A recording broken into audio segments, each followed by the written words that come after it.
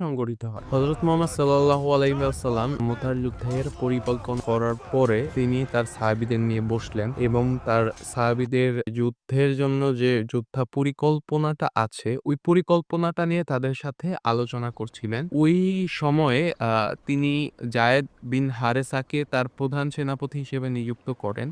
২য় সেনাপতি হিসেবে নিযুক্ত করেন জাফর বিন আবু তালিবকে এবং ৩য় আমির হিসেবে ঘোষণা করেন আব্দুল্লাহ বিন রাওহাকে। রাসূল সাল্লাল্লাহু আলাইহি সাল্লাম এইভাবে বলেন যে, তোমাদের মধ্যে যায়েদ বিন হারেসা হচ্ছে প্রধান সেনাপতি। সে যদি শহীদ হয়ে যায় তখন সেনাপতির দায়িত্ব নেবেন জাফর বিন আবু তালিব।